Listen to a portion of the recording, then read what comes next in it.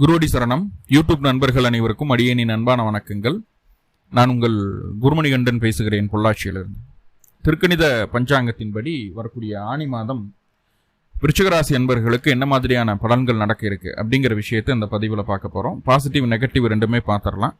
Negative ஏதாவது இருந்தது அப்படின்னா அதை எப்படி பாசிட்டிவாக மாற்றிக்கிறது, அதற்குண்டான வழிபாட்டு முறைகள் என்ன, அதை எப்படி செய்யணும் அப்படிங்கிற எல்லா விதமான விவரங்களையும் விரிவாக தெளிவாக டீட்டெயில்டாக அந்த பதிவில் பார்த்துடலாம்.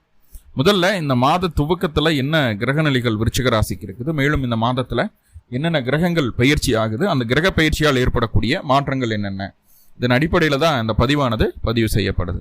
ஸோ அப்படி பார்க்கும்போது இந்த மாத துவக்கத்தில் என்ன கிரகநிலைகள் விருச்சிக ராசிக்கு இருக்குது அப்படின்னு சொல்லி பார்த்துட்டிங்கன்னா, ராசிக்கு 4ஆம் இடத்துல ராகு, 5ஆம் இடத்துல சனீஸ்வர பகவான், 6ஆம் இடத்துல சுக்கிரன், 8ஆம் இடத்துல சூரியன் புதன் குரு இணைவு, 10ஆம் இடத்துல செவ்வாய் கேது.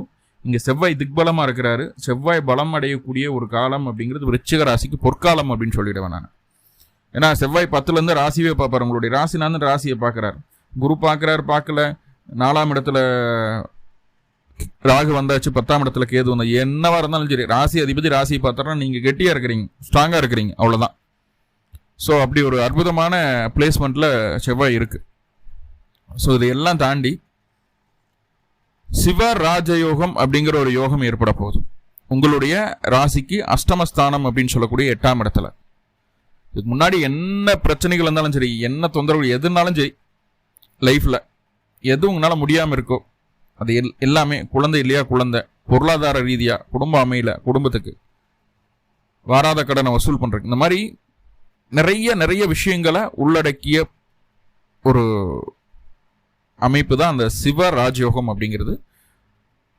12 வருஷத்துக்கு ஒருக்கா உங்களுடைய ராசிக்கு அஷ்டமஸ்தானத்தில் இந்த அமைப்பு ஏற்படும். ஸோ இது என்ன நன்மைகளை செய்ய காத்திருக்குது, இது எப்படி பயன்படுத்தலாம் அப்படிங்கிறது டீட்டெயில்டாக அந்த பதிவில் பொறுமையாக சொல்லியிருக்கேன். கேட்டு பக்காவாக பயன்படுத்துங்க. கண்டிப்பாக லைஃப்பில் இது ஒரு லைஃப் சேஞ்சிங் மூமெண்ட்டாக இருக்கும். சிம்பிள், நீங்கள் எல்லாம் கேட்டு செஞ்சு பாருங்கள், அப்படின்னா தான் உங்களுக்கு அதை புரியும்.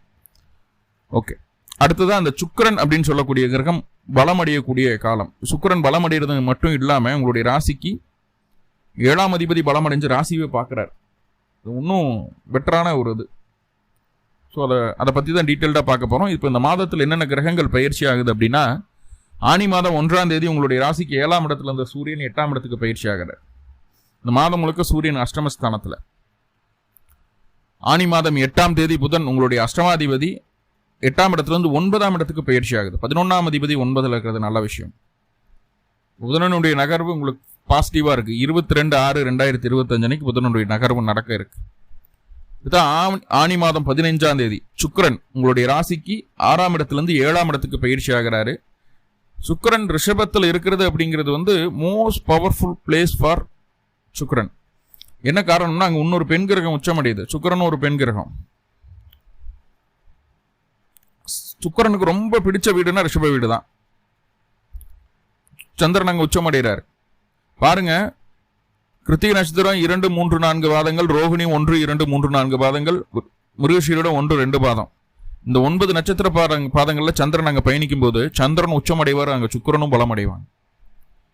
அற்புதமான காலகட்டம், 7, 9 தொடர்பு ஏற்பட போகுது. ஸோ இந்த சுக்கிரன் பலம் அடைகிறதுனால என்னென்ன நன்மைகள் உங்களுக்கு நடக்க காத்திருக்கு அப்படிங்கிறத டீட்டெயில்டாக அந்த பதிவில் நம்ம பார்க்க போகிறோம். அடுத்தது ஆனி மாதம் 29ஆம் தேதி 13/7/2025 அன்னைக்கு அந்த சனி பகவான் வக்ரம் அடைகிறார். உங்களுடைய ராசிக்கு 5ஆம் இடத்துல இருக்கக்கூடிய சனி வக்ரம் அடையுது. சனி வக்ரம் அடைகிறதுனால என்னென்ன விஷயங்கள் நடக்க இருக்குது, அதுக்கான பரிகாரம் என்ன, எல்லாமே டீட்டெயில்டாக பதிவில் கொடுத்துருக்கேன். அதோட லிங்க்கும் டிஸ்கிரிப்ஷனில் இருக்குது, பார்த்து பயன்படுத்திக்கங்க. ஓகே, இப்போது நான் ஒவ்வொரு கிரகமாக சொல்லிட்டு வருவேன். அந்த கிரகங்களுடைய தசாபுத்தி அந்தரம் உங்களுடைய சுய ஜாதகத்தில் நடந்துட்டு இருந்தது அப்படின்னா கண்டிப்பாக நான் சொல்கிறது உறுதியாக உங்களுக்கு நடக்கும். அப்படி தசாபுத்தி அந்தரம் நடக்காத பட்சத்துலையும் நான் சொல்லக்கூடிய பலன் நடந்தே தீரும். ஆனால் அதனுடைய அளவு குறைவாக இருக்கும், அவ்வளோதான். இப்போ ஒவ்வொரு கிரகமாக பார்க்கலாம். முதல்ல சூரியன் அப்படின்னு சொல்லக்கூடிய கிரகம் உங்களுடைய ராசிக்கு யார் அப்படின்னு முதல்ல பார்த்துருவோம். உங்களுடைய ராசிக்கு அவர் தொழில் ஸ்தானத்திற்கு அதிபதி, கர்மஸ்தானத்துக்கு அதிபதி. நீங்கள் என்ன பண்ணுறீங்க, என்ன செய்கிறீங்க, உங்களுடைய செயல் என்ன, உங்களோட நடவடிக்கை என்ன, நீங்கள் எப்படி இருப்பீங்க, என்ன வாட் எவர் இட் இஸ், உங்களை பற்றி நீங்கள் சொல்லக்கூடியது செல்ஃப் இன்ட்ரோ கொடுக்குறோம் இல்லையா, செல்ஃப் இன்ட்ரோ அப்படிங்கிறதே அந்த 10ஆம் பாவம் தான், சூரியன் தான். என்ன வேலை செய்கிறீங்க, என்ன படிச்சிருக்கீங்க, உங்களுடைய செயல்கள், உங்களுடைய கர்மஸ்தானாதிபதி அவர். ரொம்ப 8ஆம் இடத்துல இருக்கார். இப்போ 8ஆம் இடத்துல சூரியன் இருக்கிறது அப்படிங்கிறது வந்து நல்லதா அப்படின்னு கேட்டா கண்டிப்பா நல்லது கிடையாது. ஆனா அங்க குரு கூட சேர்றாரு. இப்போ இங்க சில நன்மைகளை ஏற்படுத்தக்கூடிய ஒரு அமைப்பு தான். என்ன அப்படின்னு பார்த்துட்டீங்கன்னா, தொழில் ரீதியா இதற்கு முன்பு ஏதாவது வம்பு வழக்கு பிரச்சனைகள் கோர்ட்டு கேஸ் தொந்தரவுகள் ஏதாவது இருந்தது அப்படின்னா, தொழில் ரீதியாக சுயதொழில் பண்ணக்கூடிய நபர்களுக்கு மட்டும் தொழில் ரீதியாக இருந்தது அப்படின்னா அதுக்கு நல்ல சொல்யூஷன் கிடைக்கும். இப்படி செய்யுங்க, இப்படி செஞ்சா அதுல இருந்து வெளியே வந்துடலாம் அப்படின்னு சொல்லிட்டு ஒரு ஒரு லாயரோட ஆலோசனை கிடைக்கிறதுக்கு வாய்ப்புகள் உண்டு. ஸோ நம்மளுக்கு ஒரு நல்ல வழி கிடைக்கும். இந்த காலகட்டம் இருட்டிலேயே நின்று இருந்தோம் இவ்வளோ நாள் வரைக்கும், இப்போ வெளிச்சத்துக்குள்ள போறோம். அப்போ இருட்டில் ஒரு நல்ல வெளிச்சம் கிடைக்கும் போது அங்கே இருக்கக்கூடிய குறைகளை ஈஸியாக தெரிஞ்சுக்குவோம், அதை ஈஸியாக தூக்கி வெளியில் போட்டுருவோம் இல்லையா? ஒன்றும் இல்லை, இருட்டு ரூமை சுத்தம் பண்ணுறதுக்கும் லைட்டு போட்டு சுத்தம் பண்ணுறதுக்கு வித்தியாசம் இருக்குது. சூரியன் அங்கே போயாச்சு, இருக்கக்கூடிய பிரச்சனைகள் லைட்டு போட்டு காட்டிட்டு அந்த பிரச்சனைகளை சுத்தம் பண்ண போகிறீங்க. விருச்சகம் எவ்வளோ பெரிய விஷயம் அது. கண்டிப்பாக பிரச்சனைகள் தீர்வுக்கு வரும். தீர்வு என்னங்கிறது தெரியும். ஓகே, வேற என்ன நிகழ்வுகள் அப்படின்னா, பிரச்சனைகள் இல்லாத பட்சத்தில் தொழில் ரீதியாக எதிர்ப்புகளை போட்டிகளை அதிகரித்து நீங்களே பிரச்சனையை உருவாக்கிடுவீங்க. தொழிலில் கொஞ்சம் ஈகோ காட்டுவீங்க. ஏய், நான் சொல்கிறது தான் செய்யணும், நான் சொல்கிறது தான் கரெக்டு, உங்களுக்கெல்லாம் பிஸ்னஸை பற்றி ஒன்றுமே தெரியலன்ட்டு கூட இருக்கிறவங்கள ஏற்றி விட்டுருவீங்க. இது பார்ட்னர்ஷிப்பெல்லாம் போட்டு வேலை செஞ்சுட்டு இருந்தோம் அப்படின்னா கண்டிப்பாக வாயை ரொம்ப ரொம்ப கண்ட்ரோல் பண்ணணும். ஏன்னா இங்கே வந்து என்ன சொல்கிறதுன்னா, அந்தளவுக்கு நீங்கள் பொட்டன்சியான ஆளுது, அந்தளவுக்கு நீங்கள் திறமையான ஆளுதான் இல்லைன்னு சொல்லலை. ஸோ அதை நீங்கள் வெளிப்படுத்துகிற விதம் இங்கே வந்து கொஞ்சம் ஆக்ரோஷமாக இருக்கும், ஒரு ஆர்டரேட்டிவாக இருக்கும், ஒரு ஹிட்லர் பேசுகிற மாதிரி இருக்கும். அப்போது என்னையவே இப்படி பேசுறியா, நான் பார்த்து வளர்ந்தவன் அப்படின்னு சொல்லிட்டு கூடவே இருந்துட்டு பேக்கெண்டில் உங்களுக்கு ஃபயர் பண்ணுற மாதிரியான சில வேலைகளை கூட இருக்கிற ஆளுங்க செய்வாங்க. ஸோ அதுக்கு இடம் கொடுக்காதீங்க அப்படிங்கிற விஷயத்த சொல்கிறேன். ஓகே, 3வது, தொழிலில் புது இன்வெஸ்ட்மெண்ட் இந்த மாதம் செய்யக்கூடாது. எந்த இன்வெஸ்ட்மெண்ட்டும் செய்யக்கூடாது. ஸோ ஒரு ஒர்க் பண்ணுறீங்க, ஒரு வேலைக்கு போகிறீங்க, சின்னதாக ஒரு யூடியூப் சேனலே வச்சுருக்கீங்க, கேமரா வாங்கலாம், அது இன்வெஸ்ட்மெண்ட் தான், வாங்காதீங்க. ஒரு மைக்கை வாங்காதீங்க, அது உங்களுக்கு முழுமையான மன திருப்தியை தராது. உறுதியா முழுமையான மன திருப்தியை தராது. மாமியாருக்கு அதிகமாக மன உளைச்சலை ஏற்படுத்தும், மாமியாருக்கு உடல்நல தொந்தரவுகளை கொடுக்கும். சில நேரங்களில் விபத்து கண்டத்தில் கூட அவங்க சிக்கிறதுக்கு வாய்ப்பு இருக்குது. பெண்களுக்கெல்லாம் இப்போ சொல்கிறது கேட்ட குழு குழு குழுன்னு இருக்குது, மாமியாருக்கு விபத்தாயிரமா கண்டமாயிடுமா அப்படி இல்லை. இது உங்களுக்கு உண்டான ஆப்பர்ச்சுனிட்டி. எப்படி அவங்களுக்கு கொஞ்சம் முடியலைங்கும் போது நீங்கள் கூட இருந்து பார்த்துக்கணும். அதுக்கப்புறம் நீங்கள் மருமகளாக இருக்கிறவங்க மகளாக மாறிடுவீங்க. ஸோ அந்த விஷயம், ஏன்னா குரு கூட தான் அந்த சூரியன் இருக்காரு. நீங்கள் அதை அவங்கள சரியாக கவனிக்கும் போது 2 பேர்த்துக்குள்ள பாண்டிங் நல்லா இருக்கும். இப்போ வாழ்க்கை துணை உங்களை கவனிக்கலான்னு வாழ்க்கை துணையுடைய தாயார் உங்களை கவனிப்பாங்க. நீ ஆணாக இருந்தாலும் பொண்ணாக இருந்தாலும் பொருந்தது, உங்களுக்கு ஃபுல் சப்போர்ட் கிடைக்க போகுது அவங்ககிட்ட இருந்து. இப்போ நீங்கள் சரியாக நடந்துக்கிட்டீங்க அப்படின்னா ஓகே. அதே போல் வந்து இல்லீகலான சில விஷயங்களை தொழிலில் செய்யணும்னு முனைப்பு எடுப்பீங்க, முயற்சி எடுப்பீங்க. ஸோ அப்போ இல்லீகலான செயல்களை செய்யக்கூடிய நபர்களினுடைய பழக்க வழக்கம் தொழில் சார்ந்து கிடைக்க வாய்ப்பு இருக்கு விருச்சகத்துக்கு. அப்போ தெளிவாயிக்குங்க, இது இந்த ரூட்டு சரியா தான் அந்த வழியில் போகிறோமா, இல்லை நம்மளை ஏதாவது மிஸ்கைட் பண்ணுறாங்களா அப்படிங்கிறத சரியாக யோசிச்சுக்கிட்டு அதுக்கப்புறம் அது உங்களுக்கு சரின்னு பட்டா மட்டும் அதுக்குள்ளே போங்க. இப்போ தெளிவாக முடிவு எடுக்க முடியாது உங்களால், நல்லா புரிஞ்சுக்கோங்க. அப்போ சரின்னு படுறதே எப்படி, உங்களுக்கு வெல்விஷராக இருக்கிறவங்ககிட்ட டிஸ்கஸ் பண்ணிட்டு தான் அந்த விஷயத்த தொடணுமே. சுய முடிவுகள் தொழில் ரீதியாக தவிர்க்கப்பட வேண்டிய ஒன்றாகவே இருக்கிறது. ஏன்னா மனசு கொஞ்சம் குழப்பமாக தான் இருக்கும், தெளிவில்லாமல் தான் இருக்கும். குருவினுடைய பார்வையும் கிடையாது. மனசு தெளிவாகிறதுக்கு 25ஆம் தேதிக்கு மேலே தான், 15ஆம் தேதிக்கு மேலே தான் ரெடி ஆகும். அதாவது 29/6/2025 மேலே தான் மென்டலி கொஞ்சம் ஸ்டேபிளாக இருப்பீங்க. அது வரைக்கும் ரொம்ப அண்டர் கன்ஃபியூஷன் தான் விருச்சகம். ஸோ அதை நம்ம கவனமாக பார்த்துக்க வேண்டியது இருக்குது. தெளிவாக புரிஞ்சுக்கோங்க. சுய முடிவுகள் வேண்டாம். வேற என்ன விஷயங்கள் நம்ம செய்யணும் அப்படின்னு சொல்லி பார்த்துட்டா, தந்தையினுடைய உடல் ஆரோக்கியத்தில் கொஞ்சம் அக்கறை காட்டிக்கணும். அவங்களுக்கு கொஞ்சம் உடல் நலன் கொஞ்சம் குன்றுவதற்கு வாய்ப்புகள் உண்டு, உடல்நலம் குன்றுவதற்கு வாய்ப்புகள் உண்டு. கொஞ்சம் அவங்கள ப்ராப்பராக ஹேண்டில் பண்ணிக்கிறது நல்லது. அடுத்ததா வேற என்ன விஷயங்கள் அப்படின்னு சொல்லி பார்த்துட்டா, அரசாங்க அரசியல் சம்பந்தப்பட்ட நபர்கள்கிட்ட தேவையில்லாத வாக்குவாதங்களை வளர்த்திக்க வேண்டாம். ஒரு 2 வீலர்ல போறீங்க, ஒரு 4 வீலர்ல போறீங்க, ப்ராப்பரா கவர்மெண்ட் என்ன ரூல் சொல்லுதோ அதை ஃபாலோ பண்ணுங்க. சீட் பெல்ட் போடுறது, இன்சூரன்ஸ் அதெல்லாம் செக் பண்ணிக்கோங்க. ஸோ இதெல்லாம் என்ன ஆகும் அப்படின்னா கண்டிப்பா அந்த அரசாங்கத்தின் மூலமா தண்டனைகள் ஏற்படுத்த வாய்ப்பு உண்டு. கவர்மெண்ட்டுக்கு ஃபைன் கட்டுற மாதிரியான ஒரு சூழ்நிலைகளை ஏற்படுத்துது. அதே போல ஒரு கவர்மெண்ட் எம்ப்ளாயி உங்கள்கிட்ட பேசுறாங்க, பழகுறாங்க, இல்லை உங்களுக்கு ஒரு கிளைண்டா வர்றாங்க, எந்த அமைப்புல அந்த அரசாங்கம் சம்மந்தப்பட்டாலும் அந்த நபர்கள்கிட்ட அந்த லெவலுக்கு மேல கிராஸ் பண்ணாதீங்க. நல்லா புரிஞ்சுக்கோங்க, அந்த லெவலுக்கு மேல கிராஸ் பண்ணாதீங்க. ஏன்னா அது உங்களுக்கு டேஞ்சர். அது வார்னிங்கா சொல்றேன். எதுக்கு ஜோசியம் பார்க்குறோம்? நம்ம பின்னாடி இப்படி எல்லாம் நடக்க போகுது, அதை முன்னாடியே தெரிஞ்சுக்கிட்டோம். இந்த மாதிரி எல்லாம் ஒரு விஷயங்கள் நடக்க இருக்கு அப்படின்னு தெரிஞ்சுக்கிட்டோம்னா ப்ரிகாஷனா இருந்துக்கிறதுக்கு தான், இல்லையா? நம்மளுடைய தலையெழுத்தை மாற்ற முடியாது, ஆனா நம்மளுடைய கர்ம வினைய கெட்ட கர்மாவை நல்ல கர்மாவா மாத்திக்கலாம் பிரேயர் மூலமா. அதுக்கு தான் பிரேயர் பண்ண சொல்றது. ஸோ இந்த விஷயங்கள் இருக்குது, கவனமா பார்த்துக்குங்க. நீங்க பார்த்துட்டு இருக்கிற ஸ்ரீ பாலா அஸ்ட்ரோ டிவி, பேசுறது குருமணிகண்டன். என்னுடைய நம்பர் 7339123436. வரக்கூடிய ஜூன் மாதம் 3ஆம் தேதி இலவச அடிப்படை வகுப்பு ஸ்டார்ட் பண்ண போறோம். அதுக்குண்டான லிங்க் டிஸ்கிரிப்ஷன்ல கொடுத்துருக்கேன். தமிழ் எழுத படிக்க தெரிஞ்சு ஜோதிடத்தில் ஆர்வம் இருக்கக்கூடிய நபர்கள் அந்த லிங்கை கிளிக் பண்ணி உள்ள ஜாயின் பண்ணிக்கலாம். கண்டிப்பா வகுப்பு உங்களுடைய ஜாதகத்தை நீங்களே பார்த்து இதெல்லாம் இருக்கு, எப்போ நடக்கும் அப்படிங்கிறத நீங்களா பார்த்து ஓரளவுக்கு நீங்களே ப்ரொடிக்ட் பண்ணிக்கிற அளவுக்கு உங்களை கைட் பண்ணி விட்டுருவேன். நான் ஒரு பேசிக் உங்களுக்கு கிடைச்சிடும். துல்லியமா சொல்ல முடியலனாலும் ஒரு தோராயமா எனக்கு இவ்வளவுதான் இதுதான் அப்படிங்கிறத நம்ம புரிஞ்சுக்க முடியும்.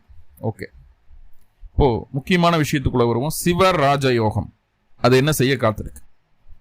முதல்ல சிவராஜ யோகம்னா என்ன அப்படின்னு பார்த்துட்டீங்கன்னா, சூரியனும் குருவும் இணையக்கூடிய ஒரு அமைப்பு. அது உங்களுடைய ராசிக்கு அஷ்டமஸ்தானத்துல மிதுன ராசியில இந்த இணைவு வரணும்னா 12 வருஷத்துக்கு ஒருக்கா தான் நடக்கும். ஸோ அப்படி ஒரு நிலை இந்த வருடம் இந்த மாதம் கிடைக்க இருக்கு. கூடவே அந்த சூரியனும் குருவும் இணைஞ்சா மட்டும் பத்தாது, அந்த வீட்டதிபதி பலமா இருக்கணும். இது ரொம்ப ரேர். இது 12 வருஷத்துக்கு ஒருக்கா நடக்குமா, இல்ல அது கடகத்தில் இருக்கும்போது நடக்கிறதுக்கு வாய்ப்பு உண்டு, சிம்மத்தில் இருக்கும்போது நடக்கிறதுக்கு வாய்ப்பு உண்டு, கன்னியில் இருக்கும்போது நடக்கிறதுக்கு வாய்ப்பு உண்டு, துலாம் இதுலாம் வரும்போதெல்லாம் கொஞ்சம் வாய்ப்புகள் குறைவு தான் சிவராஜ யோகம் ஏற்படுறது அப்படிங்கிறது. ஸோ இதெல்லாம் ரொம்ப பெக்குலியரான விஷயங்கள். ஸோ அந்த சிவராஜ யோகத்தை சரியா பயன்படுத்திக்கணும் அப்படின்னு விருப்பப்பட்டு நான் சொல்றதெல்லாம் செஞ்சீங்கன்னா கண்டிப்பா வாழ்க்கையில சக்சஸ் பண்ணிடுவீங்க. ஆனி மாதம் 1ஆம் தேதியிலிருந்து ஆனி மாதம் 8ஆம் தேதி வரைக்கும் புதன் உங்களுடைய ராசிக்கு அஷ்டமாதிபதி, அது சிவராஜ யோகம் ஏற்படக்கூடிய ராசியின் அதிபதி பலமா இருக்கிறார் அதே ராசியில. ஸோ இது ரொம்ப ரொம்ப ரொம்ப பெக்குலியரான விஷயம். இந்த மாதிரி ரொம்ப ரேர் கிடைக்கிறது. இப்போ முதல் 8 நாட்களை சரியா பயன்படுத்திக்கோங்க. என்னென்ன செய்யணும், என்னென்ன விஷயங்களுக்கு இது பயன்படுத்தலாம், என்னென்ன செய்யணும் அப்படிங்கிறது இப்போ சொல்றேன், தெளிவா கேட்டுக்கங்க. ஃபர்ஸ்ட் ஒன், குழந்தை பேர் இல்லை, குழந்தை கிடைக்கல, எனக்கு 4-5 வருஷம் ஆச்சு, ட்ரீட்மெண்ட் பார்க்குறேன், பிடிக்கிறேன், என்னென்னமோ பண்றேன், ஐஐ பண்றேன், ஐஏஎஃப் பண்றேன், எதுலையும் கொஞ்சம் சான்சஸ் கிடைக்கவே மாட்டேது. ஆணுக்கும் பெண்ணுக்கும் அந்த அளவுக்கு ஒரு இது இல்லை ஜாதக ரீதியாவோ பாவ ரீதியாவோ வயிற்றுல தான் பிரச்சனை. இந்த மாதிரி எதுனாலும் சரி சாமி, 10 வருஷம் குழந்தை இல்லைனாலும் பரவாயில்ல, 15 வருஷம் 20 வருஷம் குழந்தை இல்லாதவங்க பார்த்துருக்கேன், இருந்தாலும் பரவாயில்ல, நோ ப்ராப்ளம் அட் ஆல். முதல் 8 நாட்களை சரியா பயன்படுத்திக்கோங்க. தினமும் ரொம்ப லாங் டைமா இல்லை, ஒரு 5 வருஷம் 10 வருஷமெல்லாம் இல்லைன்னா, லாங் டைமா இல்லைன்னா கண்டிப்பா கோபூஜை பண்ணிடணும். 8 நாளும் ஆனி 1ஆம் தேதியிலிருந்து ஆனி 8ஆம் தேதி வரைக்கும் கோபூஜை பண்ணிடணும். கோபூஜை பண்ணிட்டு கோதரிசனம் கண்டிப்பா ஆசீர்வாதம் வாங்கிக்கணும், கோமாதாவை ஆசீர்வாதம் பண்ணிக்கணும். ஸோ அதுக்கப்புறம் என்ன பண்ணணும், நீங்க அந்த இது சர்டிஃபிகேட் எல்லாம் வச்சிருப்பீங்க இல்லையா, எனக்கு இந்த பிரச்சனை இருக்கு அந்த பிரச்சனை இருக்குன்னு ஹாஸ்பிட்டலில் போயிட்டு எல்லா ரிப்போர்ட்ஸ் எல்லாம் வச்சிருப்பீங்க இல்லையா, அதனால தான் குழந்தை பிறக்கல அது இதுன்னு சொல்லியிருப்பாங்களே, அதெல்லாம் எடுத்து கொண்டு போய் சாமி படத்துக்கிட்ட வச்சு இந்த 8 நாள் வழிபாடு பண்றீங்க. 9ஆவது நாள் நான் சொல்றேன், அதெல்லாம் கொண்டு போய் சாமி படத்துக்கிட்ட வச்சு ஒரு பூஜை பண்ணி எடுத்து செராக்ஸ் எடுத்துக்கோங்க. ஒரிஜினல் வேணா, அப்புறம் மறுபடியும் ஏதாவதுன்னா வேணும் தேவைப்படுறது இருக்கும். செராக்ஸ் எடுத்து அதெல்லாம் சாமி படத்துக்கிட்ட வச்சுட்டு பூஜை பண்ணிட்டு அடுத்த நாள் வரக்கூடிய யமகண்ட வேலையில கடைசி 20 நிமிஷம் அந்த ரிப்போர்ட் செராக்ஸ் இருக்கும் இல்லையா, அதை எல்லாம் கட் பண்ணி சின்ன சின்ன பீஸா கட் பண்ணி ஓடுற தண்ணியில போட்டுருங்க. மேக்சிமம் 12 மாசம் கண்டிப்பா அந்த குழந்தை பேருக்கு உண்டான வாய்ப்புகளை இந்த வழிபாடு ஏற்படுத்தி தந்தே தீரும். அப்போ இது என்னன்னா, இது முடிச்சதுக்கு அப்புறம் குலதெய்வம் கோயில் போயிட்டு வரணும். இது ஆணுடைய குலதெய்வத்துக்கும் போகணும், பெண்ணுடைய குலதெய்வத்துக்கும் போகணும். அதுதான் முக்கியம். குலதெய்வம் கோயில் போயிட்டு வரணும். போயிட்டு வந்துட்டோம் அப்படின்னா கண்டிப்பா குழந்தை பேரு கிடைக்கும். அதுக்காக போயிட்டு வந்துட்டு பையன் உடனே ஃபாரின் கிளம்பி போயிடுவான், பொண்ணு இங்கே இருக்கும். நீங்க என்ன சொன்னா 12 மாசத்துல குழந்தை பிறக்கும் சொன்னா எங்க போய் குழந்தை பிறந்தது?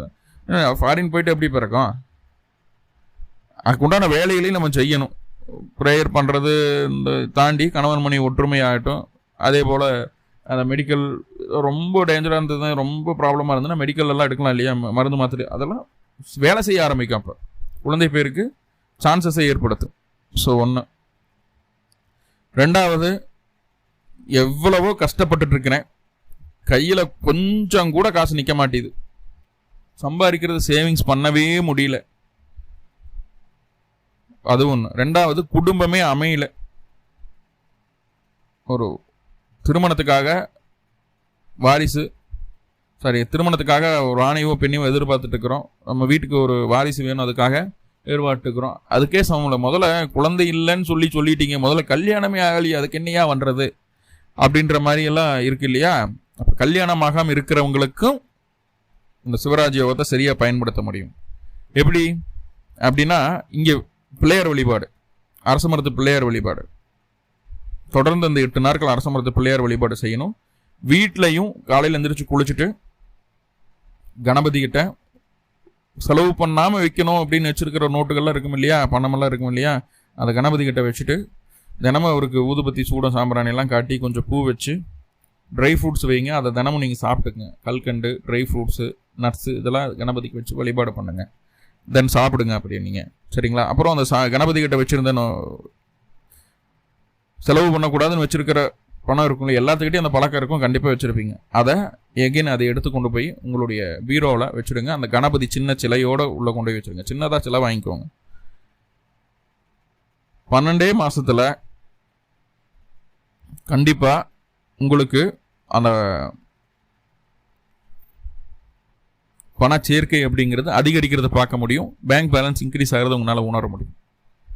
மூணாவதாக ஒரு விஷயம், வெளியில் காசு கொடுத்துட்டீங்க, வரவே இல்லை, ஏமாற்றிட்டே இருக்கிறாங்க, வாரா கடனாக இருக்குது, இது என்ன பண்ணுறது அப்படின்னு இருந்ததுன்னா உங்களுக்கு ஒரு சொல்யூஷன். ஸ்ரீராமர் வழிபாடு செய்யணும். இந்த 8 நாட்கள் ஸ்ரீராமர் வழிபாடு செய்யணும். நல்லா புரிஞ்சுக்கோங்க, போதுமானது. ஸ்ரீராமர் வழிபாடு செய்யணும். நெய் தீபம் போடணும் ஸ்ரீராமருக்கு. பக்கத்தில் எங்கே ஸ்ரீராமர் கோவில் இருந்தாலும் போயிடுங்க, ராமர் கோவில், நெய் தீபம் போடுங்க. கண்டிப்பாக உங்களுக்கு யார் பணம் கொடுக்கணுமோ அவங்ககிட்ட இருந்து அந்த பணம் வரலனாலும் பிரபஞ்சம் ஏதோ ஒரு வகையில் உங்களுக்கு அந்த பணத்தை கொண்டு வந்து கொடுத்துரும். அதே போல் கொடுக்க வேண்டியவங்க கொடுக்கல அப்படிங்கும்போது அவர்கள் உங்கள் கண் முன்னாடியே தண்டிக்கப்படுவார்கள். அதற்குண்டான பலனை இந்த காலகட்டங்கள்லேயே அனுபவிப்பாங்க. அது உறுதியாக நடக்கும். ஸோ உங்களுக்கு பணமும் வந்துருச்சு, உங்களை கஷ்டப்படுத்துறவங்க கஷ்டப்படவும் செய்வாங்க. விஷயத்துக்கு இந்த சிவராஜ் யோகம் முதல் 8 நாட்கள் சரியா பயன்படுத்திங்கன்னா கண்டிப்பா இந்த 3 விஷயம் உங்களுக்கு சக்சஸ்ஃபுல்லா நடக்கும். அடுத்ததா புதன் என்ன செய்யறாருன்னு பார்ப்போம். புதன் உங்களுடைய ராசிக்கு அஷ்டமாதிபதி, ஒரு 9ஆம் இடத்துக்கு பயிற்சி ஆகிறார். தந்தைக்கு கொஞ்சம் உடல்நல குறைபாடுகளை கொடுப்பார், இருந்தாலும் அதை சரி பண்ணிக்க முடியும். தந்தை பேரில் ஒரு டாக்குமெண்ட் ரிஷேறதோ, காலி நிலம் வாங்குறதோ, பிடிக்கிறதோ, இந்த மாதிரி விஷயங்கள் எல்லாம் நடக்கிறதுக்கு வாய்ப்புகள் உண்டு. உங்களுக்கு பதவி உயர்வு கூடவே இடமாற்றமும் நடக்கிறதுக்கு வாய்ப்பு உண்டு. அந்த இடமாற்றம் உங்களுக்கு சக்சஸ்ஃபுல்லான மாற்றமா இருக்கும். வேலைக்கு போயிட்டு இருக்கீங்கன்னா சக்சஸ்ஃபுல்லான மாற்றமா இருக்கும். கடந்த ஒரு 7-8 மாதங்களாகவே கணவன் மணி உறவுல அந்த அளவுக்கு நல்ல ஒரு சுமூகமான ஒரு சூழ்நிலை விருச்சிகத்துக்கு கிடையாது. நம்ம ஒன்று சொன்னோம்னா அவங்க எகென்ஸ்டா பேசுறாங்க, அவங்க சொல்றதை நம்ம கேட்டுட்டு போற மாதிரி இருக்குது. ஸோ அதெல்லாம் இருந்துட்டு இருந்தது. இப்போ அந்த கணவன் மனைவி இடையே இருந்து வந்த அந்த உறவு நிலைகளில் நல்ல மாற்றங்களை நீங்க பார்க்க முடியும். அதாவது அவங்களுடைய மனசு அப்படிங்கிறது தெளிவடையும். இப்போதான் கொஞ்சம் ரிலாக்ஸ்டா, எஸ் ஆமா நம்ம சரியாதான் யோசிக்கணும், இது நம்ம தப்பு பண்ணிட்டோம் அப்படின்னு சொல்லி ஆல்மோஸ்ட் உங்களுடைய வாழ்க்கை துணையோ உங்களுடைய பிசினஸ் பார்ட்னரோ உங்ககிட்ட நான் பண்ணது தப்பு தான், உனிமேல் இது நடக்காம பார்த்துக்கிறேன், எப்பவும் போல நம்ம கேஷுவலா இருப்போம் அப்படிங்கிற வார்த்தையை உங்க வாழ்க்கை துணை இருந்தோ உங்க பிசினஸ் பார்ட்னர் இருந்தோ கேட்க முடியும். எப்போ? ஜூன் மாதம் 22ஆம் தேதிக்கு மேல அதுக்கு உண்டான ஒரு சூழ்நிலைகளை ஏற்படுத்துது. ஆணி 8ஆம் தேதிக்கு மேலே. ஸோ அது ஒரு நல்ல விஷயம்தான். என்ன மேலதிகாரிகள் உங்களுக்கு எகெயின்ஸ்டாக இருப்பாங்க, உங்களுக்கு கொஞ்சம் ப்ரெஷர் கொடுக்குற மாதிரி இருக்கும். கொஞ்சம் அவங்கள அனுசரித்து போகணும் அப்படிங்கிறத மட்டும் புரிஞ்சுக்கோங்க. தந்தையினுடைய உடல் ஆரோக்கியத்தில் கொஞ்சம் கவனம் வேணும் அப்படிங்கிறது சொல்லுது. ஓகே, அடுத்தது ரொம்ப முக்கியமான கிரகம் சுக்கிரன். சுக்கிரன் என்ன செய்கிறார்? 12ஆம் இடத்து அதிபதி, அவர் 7க்குடையவர். ராசிக்கு 6ஆம் இடத்துல மறைஞ்சிருந்தார். பெண்களால் நிறைய எதிர்ப்புகளை பார்த்துட்டோம். நம்ம என்ன நல்லது செஞ்சாலும் பெண்கள் கிட்ட நல்ல பேரே வாங்க முடியல அப்படின்ற மாதிரியான ஒரு மனநிலைமையெல்லாம் விஷயத்துக்கு வந்து போயிட்டு இருக்கக்கூடிய ஒரு சூழ்நிலை இருக்கும்.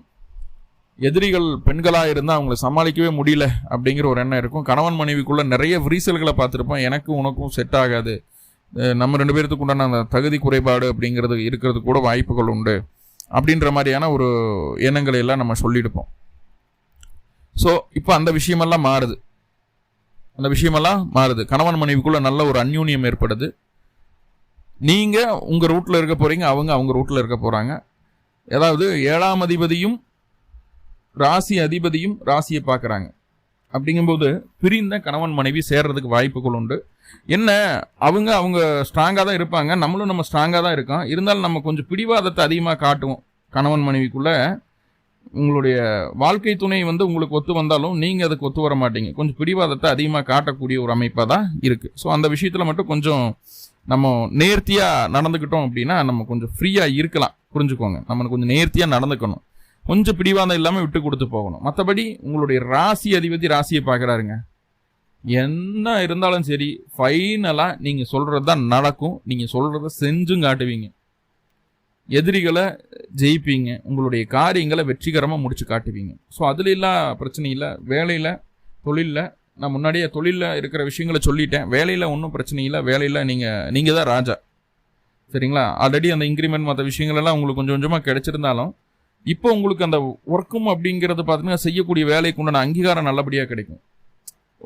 ஒரு கெத்தாக இருக்கலாம் நம்ம. ஸோ அந்த மாதிரியான ஒரு அமைப்பு இருக்குது.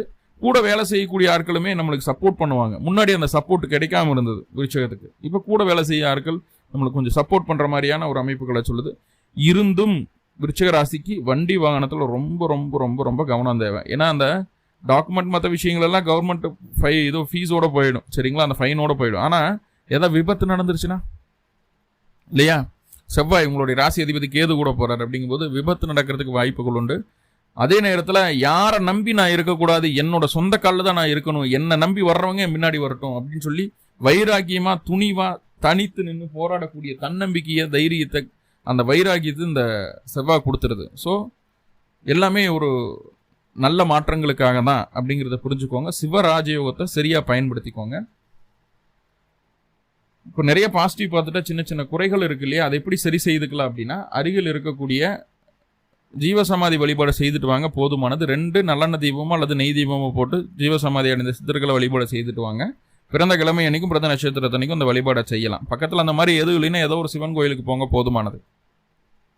மேலும் விருச்சிகராசி என்பவர்களுக்கு எல்லா விதமான நன்மைகளும் நடக்கணும்னு சொல்லி எல்லாம் வல்ல பரம்பொருளை பிரார்த்தனை பண்ணிட்டு இந்த பதிவை முடிச்சுக்கிறேன். நன்றி நண்பர்களே, நன்றி. வாழ்களுடன் திருச்சி சம்பளம்.